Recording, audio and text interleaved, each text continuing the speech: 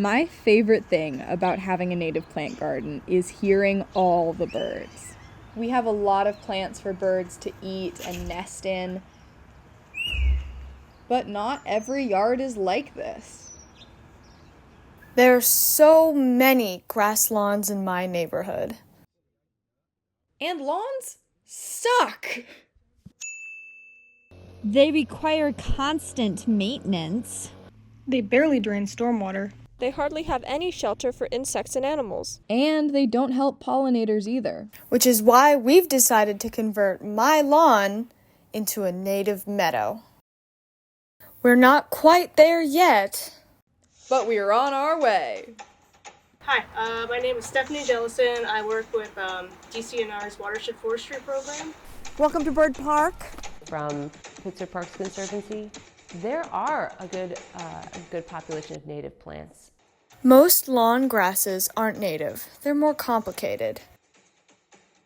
Your invasive plants essentially brought from European settlers. Cultivars of any kind. When it comes to invasive species, I feel like it's something that once you see it, you can't unsee it. It looks really pretty, but it's actually an invasive species called periwinkle. It really takes over, and so our native species can't really get a foothold in here. Stiltgrass in the planting area. We recommend controlling that because you'll have a meadow of stiltgrass. Oh, garlic mustard. Yep. It makes actually pretty good pesto. Nope, that's English ivy. That one is honeysuckle with the stripy kind of bark. Sadly, the beautiful forsythia that you see over there is also not native to this area. But meadows reinvigorate native ecosystems. Native plants. Native plants. Eco-region specific species native plants. It supports native life. It supports bees and moths and all the different pollinators that we need. It's going to promote a lot of beneficial bugs. Yeah. Yeah, bennies. Call them bennies. He calls them bennies. It also does better at absorbing rainwater. In Pittsburgh, with climate change, we are going to see more instances of heavy rainfall.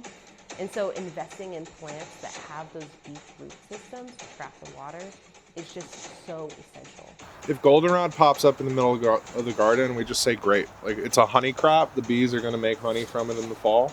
Native plants, especially when they're in full bloom and so beautiful, people see them, they say, I want that in my yard. Join us on our journey, and you can learn how to avoid all that maintenance. Avoid flooding. Support native wildlife. Especially pollinators. And work with us to help end the climate crisis by converting your own lawn to a native meadow. Because lawns just don't cut it. This is gonna be like the trailer. Lawns just don't cut it.